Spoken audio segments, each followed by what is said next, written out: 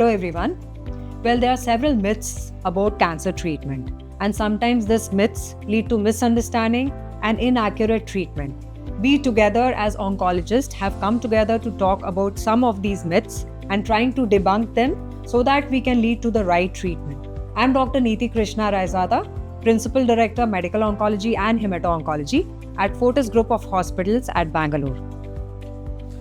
I'm Dr. Sharat Chandra, Senior Surgical Oncologist at Fortis Hospitals, Bangalore. Madam, as you said, we will have a short discussion about certain common beliefs, or can we say myths, about cancer. So let us straight away go to the first question.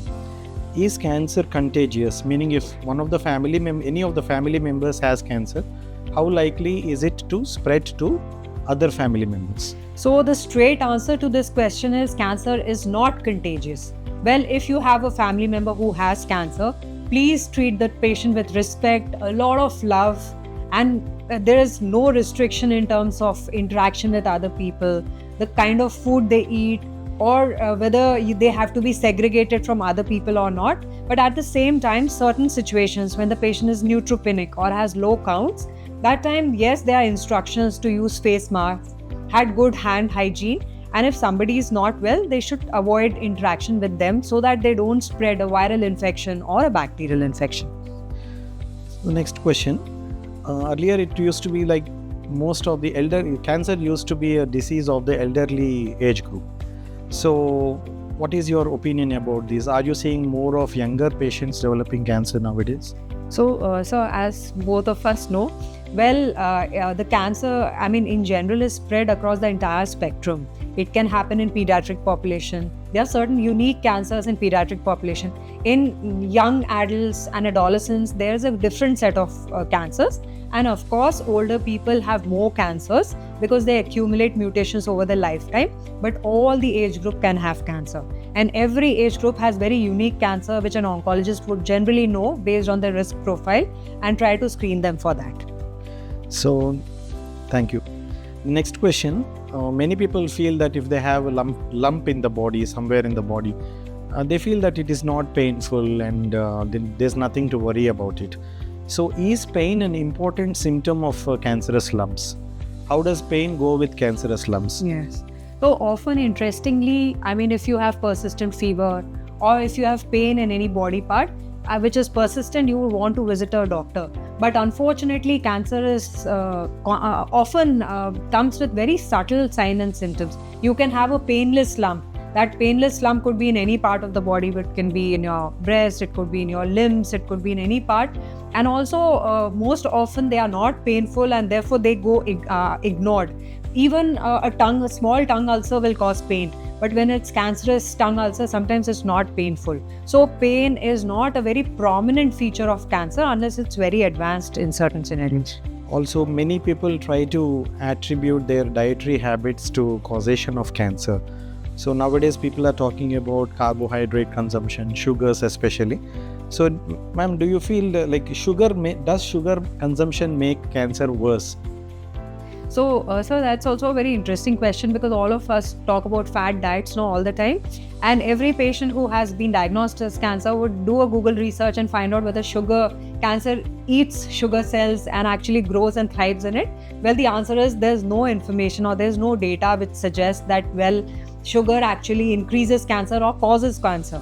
But yes, there are certain dietary patterns which can be protective. If you have very rich fruits and vegetable rich diet, it is protective.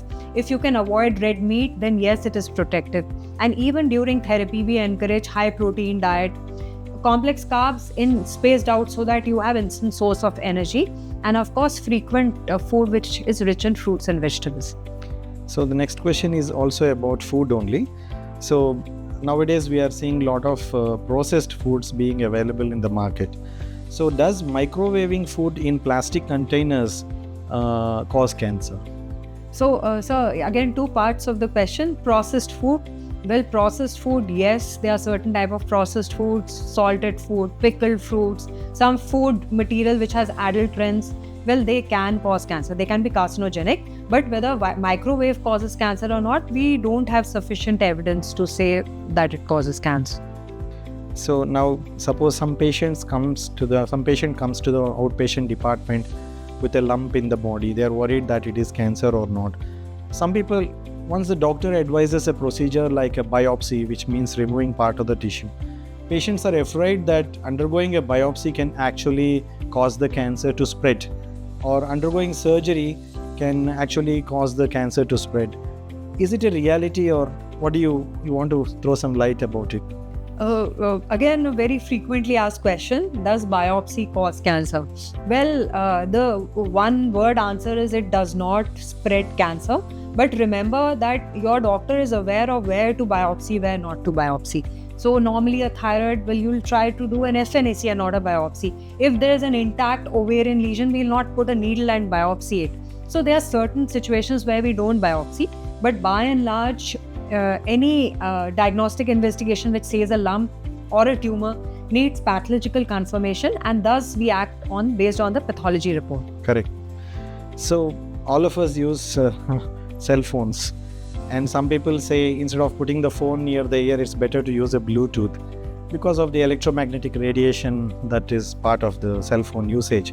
So are cell phones associated with increased incidence of cancer? What is the present day understanding of? Again, a very vastly debated topic, a lot of research around it, and the simple answer is we don't have any evidence that cell phone use increases risk of cancer, especially brain tumors. Correct. Yeah. No evidence. Yeah. So many people start asking about alternative medicine when they are undergoing allopathic treatment, whether it is surgery or radiation or chemotherapy.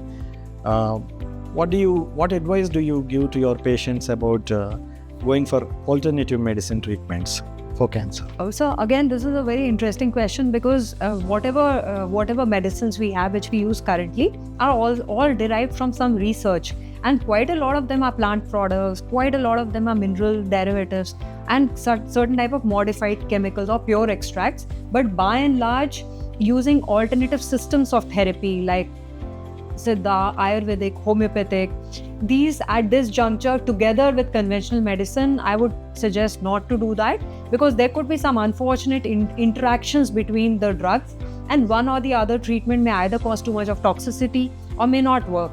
So at this juncture, giving concurrent treatments without informing your doctor may be not a wise decision.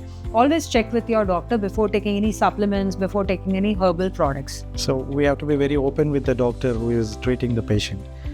So many times, even I used to get calls from my friends stating that some marriage alliance has been finalized, but the bride's father is having cancer. Recently, bride's father died of cancer. So can we go ahead with this match? Is cancer genetic? So these kind of questions are very common in the current day scenario. So if one family member has cancer, is it necessary that rest of the family members are at increased risk of cancer? Or if no one has cancer in the family, does it mean that someone is immune to cancer? So both the answers are no. There is almost 10% incidence of familial or genetic or heritable cancer when the cancer traits are transferred in the family, but more often than 90% are sporadic. They are not related to any genetic or hereditary factors. And it's useful that if you have a family member with cancer, then visit an oncologist or geneticist and get your history reviewed, a screening done if recommended, and then they will tell you whether you need to worry about it or not. Now we keep seeing a lot of advertisements about the antiperspirants and deodorants and products like talc and all. Ma'am, all these, are these products associated with the increased causation of cancer? We have international guidelines, which is a consortium of it's a platform which tells us whether certain products are carcinogenic or not, and they will clearly categorize it that they are clearly associated with cancer. Some are not associated. So when we look at perspirants and deodorants, well, the answer is no. But certain type of talcs, there are certain type of talcs which could have asbestos as its adulterant, can be carcinogenic, and most often it's wiser. Asbestos is the material that is used for roofs and all. Yes, and also in certain mining. Yes. It's a material in mining as well. So asbestos definitely has link, but most of the talc may not have sufficient asbestos to cause cancer. Thank you. So, somebody has, for example, someone has completed the treatment for cancer and is on follow-up. So, people feel that cancer, in spite of being treated, most of the times will come back, is going to recur. So, what do you want to suggest regarding that? Also, any cancer is treated based on the site, based on the stage, and what are the individual risk factors. And the recurrence also depends on that. What was the site of cancer? What was the stage of cancer? What was the individual risk factor? All cancers need to be followed up for life.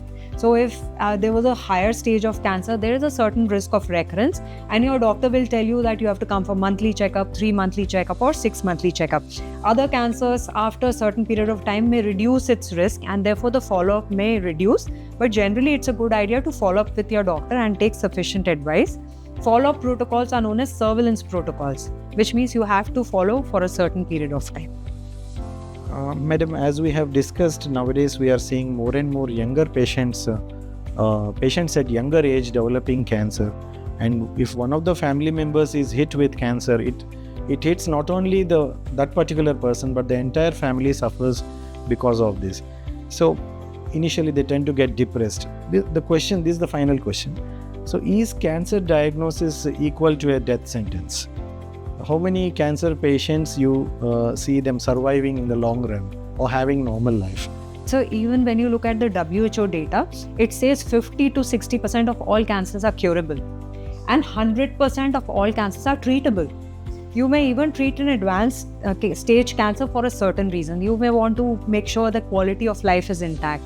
They don't have symptoms, so they are symptom free, and of course some extent of life is increased. And with the newer type of medicines, with the onset of precision oncology, a lot of things have improved.